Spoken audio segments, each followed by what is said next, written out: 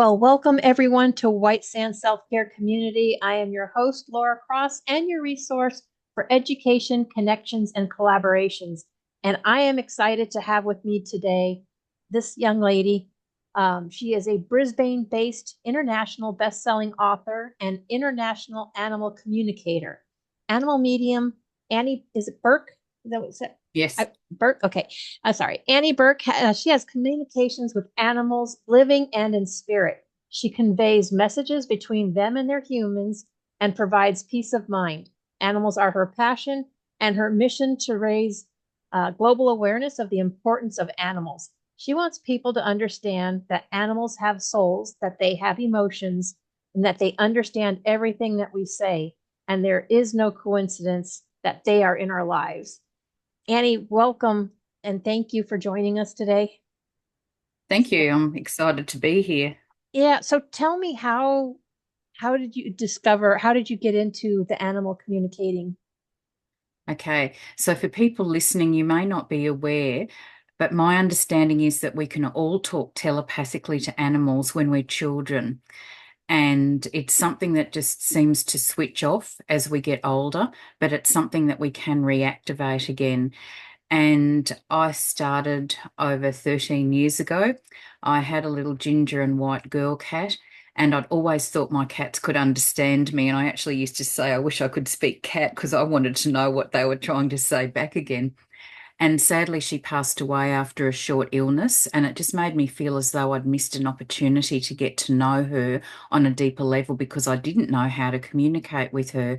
So she's the one who inspired me to look for an animal communication course, and I found one online, and the image of the cat on the web page looked exactly like her. And I thought, okay, that's a big sign. This is what I'm supposed to do. And interestingly, I've spoken to her since because I talk to animals in spirit as well as living animals. And I told her how I felt about that missed opportunity. She's got no regrets. She knew it was her life purpose to guide me to doing this because she knows it's my life purpose to be doing this work. And I've since spoken to her and she's appeared in dreams and meditations. So we've been able to reconnect through that. But doing this work, each conversation, I learned something new. And from where I was when I first started 13 years ago to now, like my knowledge has just expanded so much. So animals do help us on so many levels. And I'm just discovering that more and more with the conversations. Yeah, and you know me, I'm a dog mom, and I have a lot of friends that either have dogs or cats, or some of them have both, as well as other animals. But you always have that question because there are times when you look at him, it's like, and I know the dog I have now, I know you have to talk to him like a human because he understands probably better than most people. But it's amazing because I can't tell you how many times I've said, well, I wish if I could get to talk to me, tell me if what's going on with them, how they're feeling. Otherwise you're trying to guess at what's bothering them, or if they like the food, do they not like the food. When is the time that you just have to put them at rest? When are you keeping them around for you? I mean, that's got to be amazing to be able to communicate with them and even get those answers. Mhm. They they are trying to communicate with us all the time, but until we can connect with them telepathically, which is what I do, and which is how they talk to each other, they have to rely on their eye language with you and their body language, different vocalizations, or even changes in behavior to let you know that something is going on and they're trying to get a message to you. But what I do now is actually mentor animal parents so they can learn to talk telepathically with their own animals, living and in spirit. And it's just so empowering for our animals because finally they can tell you what they've been bursting to tell you for ages. And then you can just find out so much about them. You can find out why they're with you, what their purpose is, their spiritual purpose. You can find out if you've had past lives with them, and people may not be aware, but some of our animals have had multiple lifetimes with us, either in this lifetime or in past lives, and they can recall their past lives in great detail. And some of it makes a lot of sense when you find out whose soul is in your animal and why you feel such a strong connection with them. So it just gives people so much peace getting answers to their questions, particularly if it's an animal in spirit. They may not have been there when their animal passed away and they didn't get a chance to say goodbye, or they may not have a diagnosis. And animals have good medical knowledge. And I've spoken to a number of animals and then spoken to the families, and that's just relieved so much emotion for them, knowing that they weren't at fault for what happened, because people do feel guilty. Maybe they should have picked up earlier that something was wrong. And sometimes it's something spontaneous, like a blood clot, that they have no control over. And the animal doesn't hold any grudges. They know that they've been loved and cared for, and they just appreciate that their humans care so much about them. Yeah. And that, yeah, like I said, it's kind of like people, too. When we kind of get busy, sometimes we feel like we missed something or we didn't see something or there was something different that we could do. And you've written a couple of books. Why did you write your books? Okay, I've actually written 3 books and I've got at least one more to come because I'm writing a trilogy. So, my first book, The Bridge to Animal Consciousness, I wrote because, as you said in the introduction, part of my mission is to raise global awareness about the importance of animals. So, a lot of people are surprised that animals do understand everything we say. They've got surprisingly extensive vocabularies. Sometimes when I'm doing the mentorship exercises with the animals, they come out with words I've never heard of before. And when I look them up, they're in the dictionary. They know them. So it's just phenomenal. So I want people to understand that, and the fact that they've got souls, and that when an animal passes away, although the physical body no longer exists, the soul does. And so we can always connect with them telepathically. And so I want people to understand that there is hope once their animals pass away. And also, I wanted to share about the phenomenon of animal soul reincarnation, because I knew nothing about that till one of my cats let me experience it. And it is the most incredible thing animals have taught me. And I've now been able to help so many bereaved animal parents because I can ask their animal in spirit if they're coming back in this lifetime. And if so, they can give me the details so they can be reunited with their families. So it's a whole mixture of things about animal soul journeys, some of the incredible conversations I've had with animals in the wild, because once you can communicate telepathically, you can talk to any animal. And then my second book, Evolving Hearts and Souls, The Guide to Spiritual Awakening. When I woke up, I had no idea I was waking up. I'd never heard anything about a spiritual awakening, and my clairvoyant gift switched on. And I'd be having a conversation with someone like you and suddenly have images of your past and images of your future. And I'm thinking, what is this? And what am I supposed to do with it? And because New Age stuff wasn't really in at the time, I spoke to a few people about it and they said, oh, no, don't dabble in that. So I listened to them and I stopped for years. And then I had the opportunity to go to a spiritual development course and everything just suddenly happened. And so I wanted to let people know more about the process, because when you have no idea what's happening, it can be overwhelming. You can think you're going crazy when weird stuff starts to happen. And so it's just a brief introduction to lots of different things like the energetic body and the chakra system, energetic healing, your spirit guides, the importance of meditation. So a little dabble into little bits of everything just to help people navigate their journey. And then I've just written the sequel to the first book about animals. So that's Crossing the Bridge to Animal Consciousness, Animal Soulology. And this is part 2 of my Bridging Animal Consciousness series. And this book I particularly wrote for people who have lost an animal or are going to be having to say goodbye to an animal soon. So, a bit more information about what happens when our animals pass away and coping with grief. But then some of the magic that can happen with our animals on the other side, whether they help orchestrate another animal to come to us to help us with our heart healing, or whether they come back for an energetic visit. And lots of people listening may have caught glimpses of their animal in spirit in the house, or felt their presence, or heard their voice.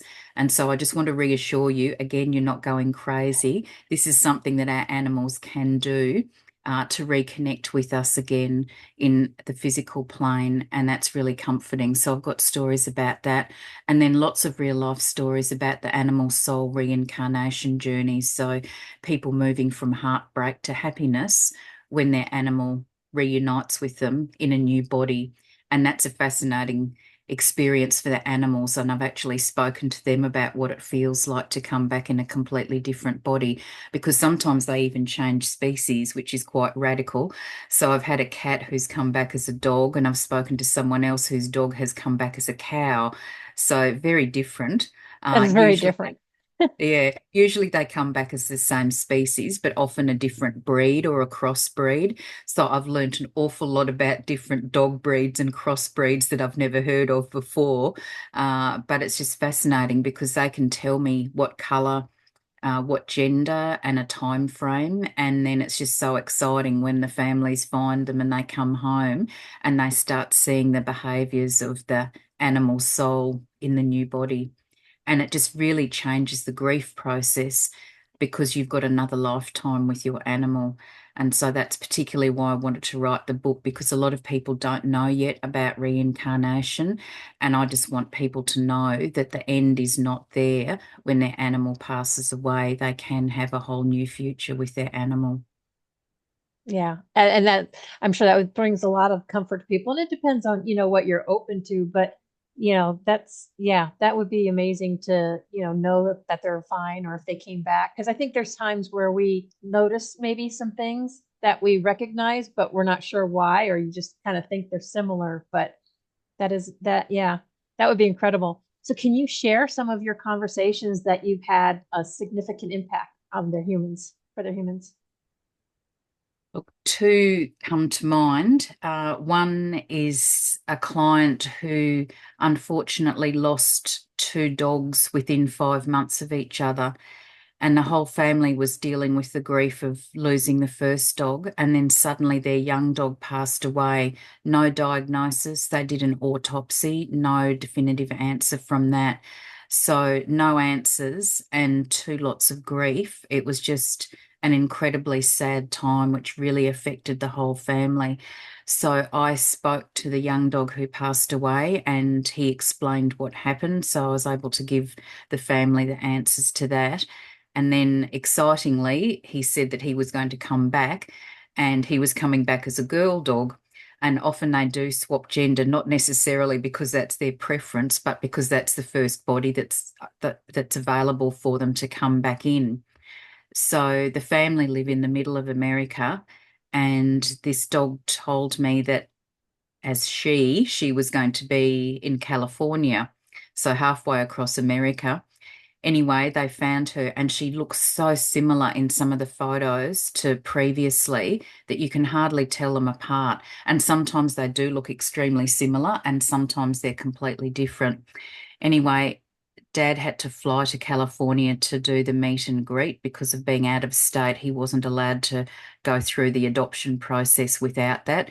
So he had to fly over, hire a car, and go and see her. And when he walked into the facility, the dog just came running at him and jumped into his arms and kissed him. And the staff had never seen any reaction like that before. So she knew exactly who Dad was.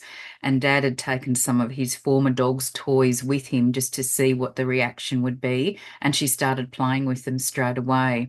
So they then had to drive home. I think it was 1,900 miles. So, of Mhm. course, they did a lot of bonding in the car driving home again.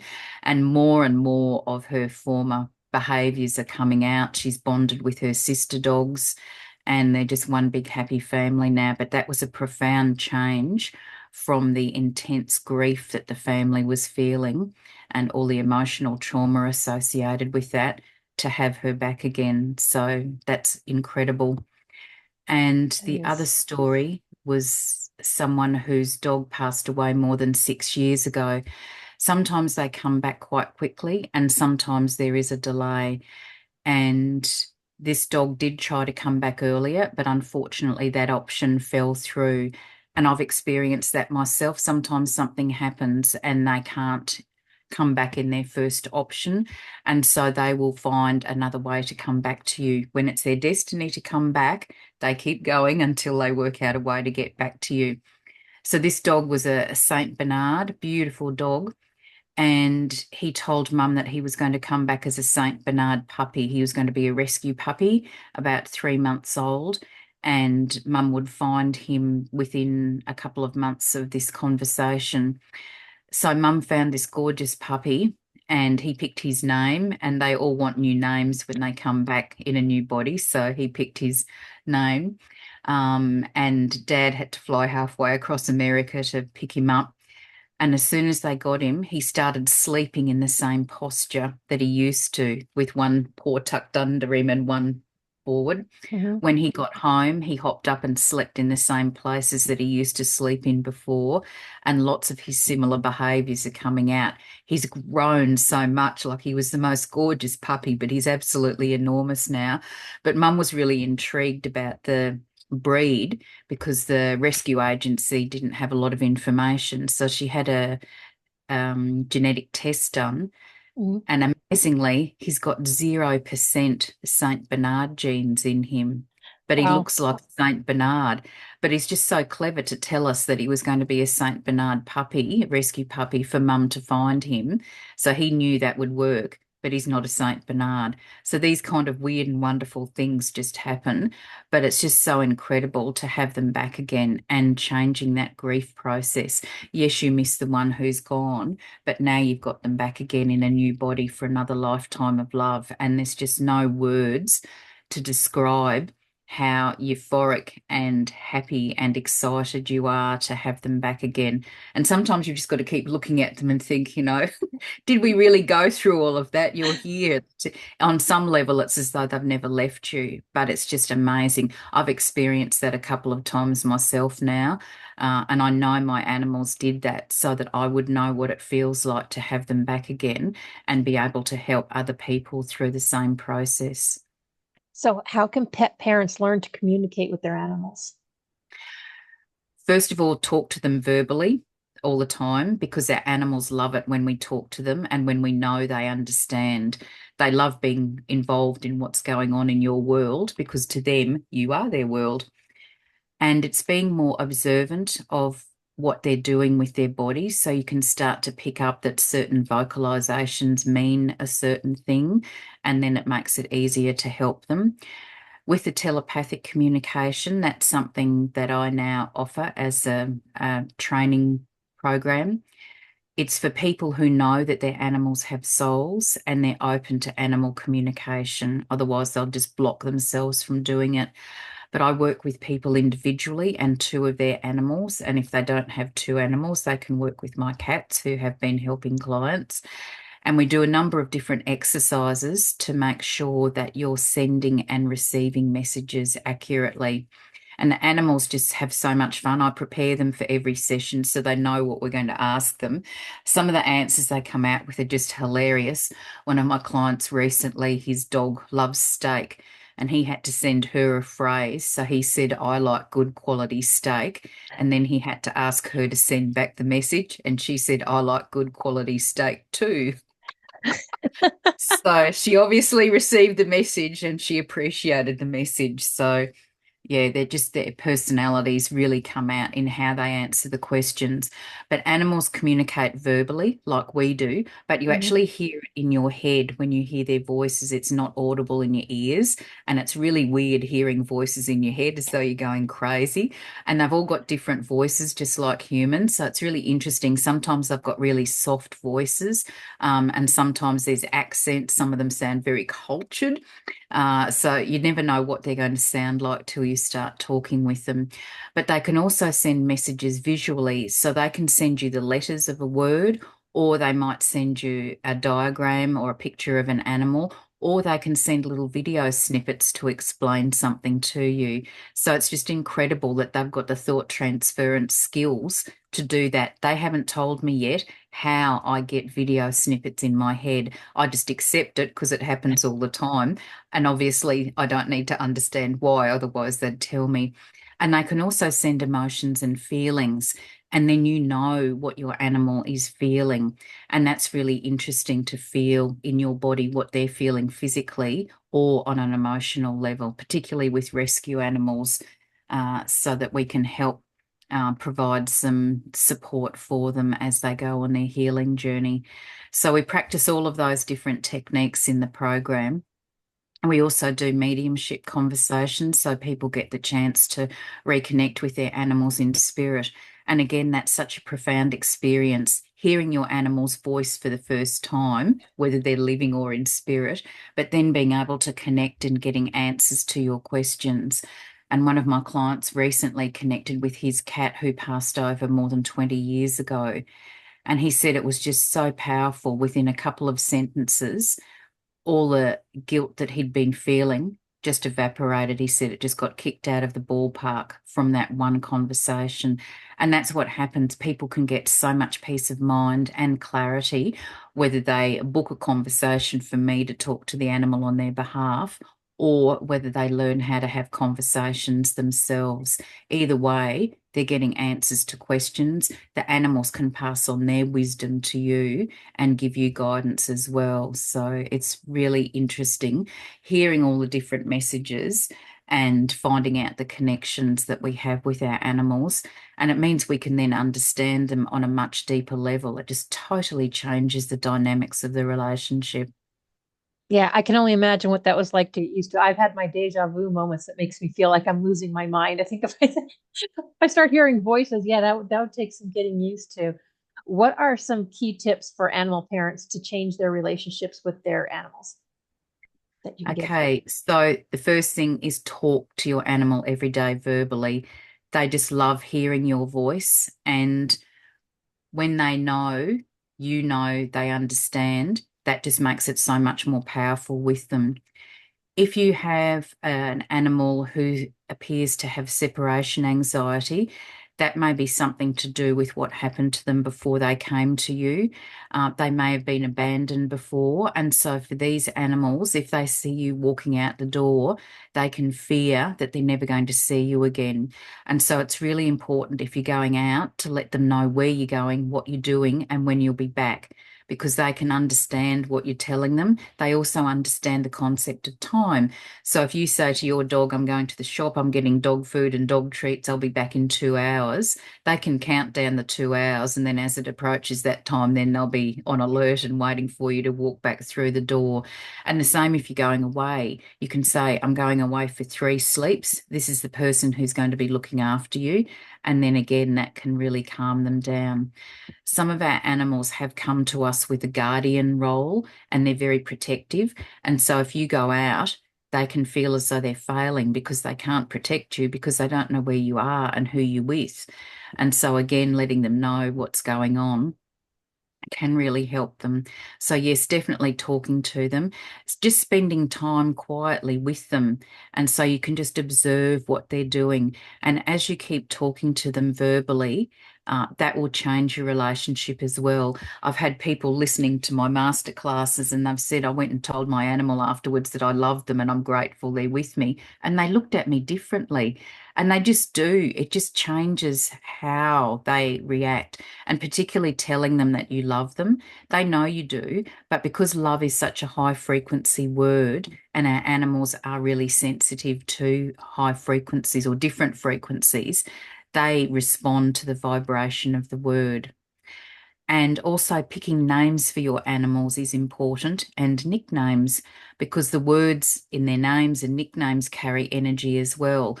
So if you call them something derogatory, that can affect them psychologically. So it's really important to think about what you're calling them. And if you do have to talk about something negative, not necessarily about them, but something that's negative, try and do that out of their hearing because that negativity can affect them as well. And then it's knowing that there's no coincidence your animal is with you.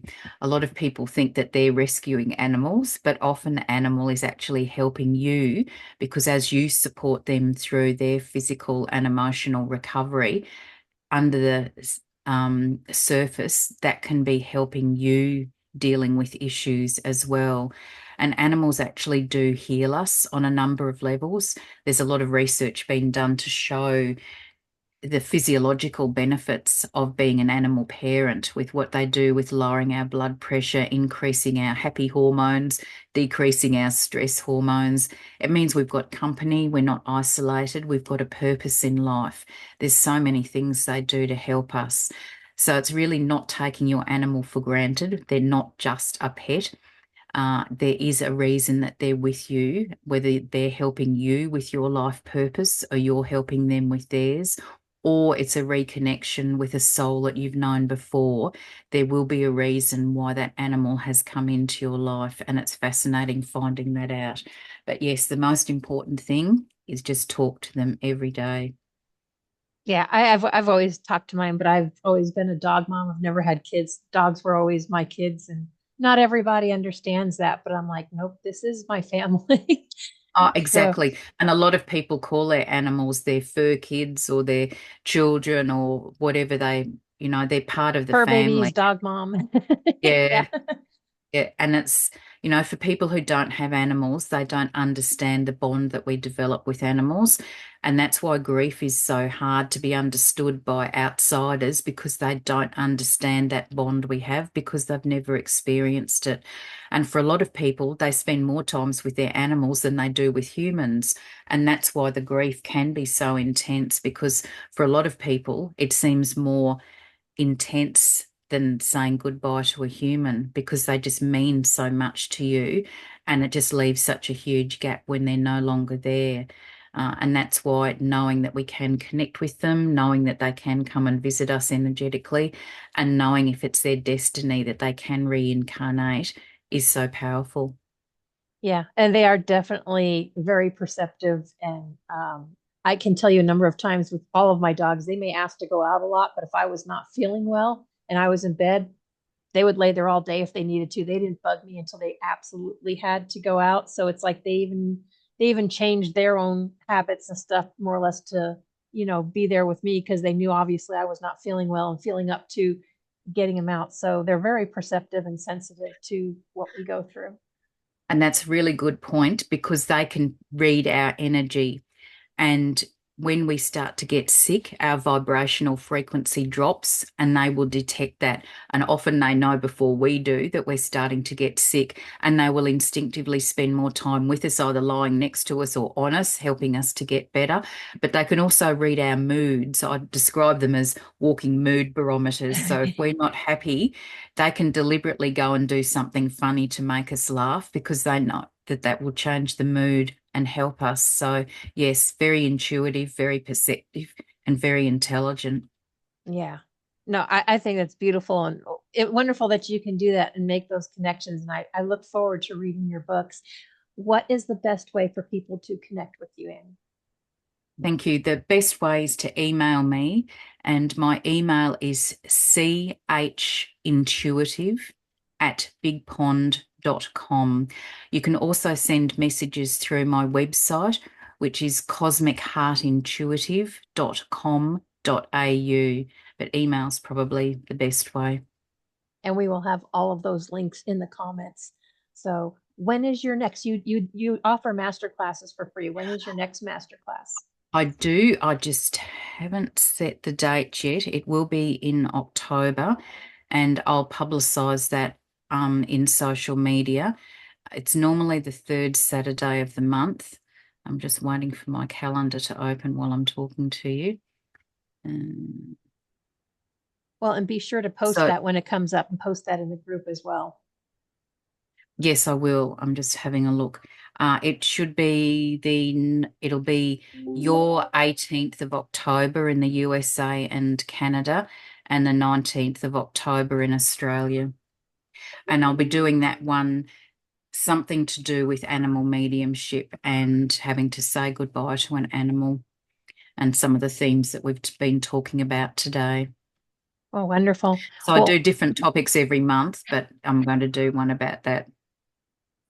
that'll work. So I know there's lots of us out there. I've seen even recent posts, more people that have lost their fur babies, their fur kids, whatever you want to call them, but they're family to a lot of us. Maybe not to all, but they are to a lot of us. So if you do have any of those struggles, I would highly recommend that you reach out and connect with Annie or purchase her books and read about it if you want to research on your own. It's definitely a safe space. No one gets judged here. So but it can bring you a peace of mind. So thank you, Annie, so much for sharing that with us. Thank you. And the other quick thing I'll just say, if people are interested more in the animal reincarnation side and want more information, I've actually loaded a number of the real life stories on my YouTube channel. So just look for Annie Bourke, and then you can see a number of the videos there which explain what the experience is like, particularly for the families. Yeah, and we will put the YouTube link in the comments as well. Mhm. So thank you so much for joining us. And everyone, we will see you next time.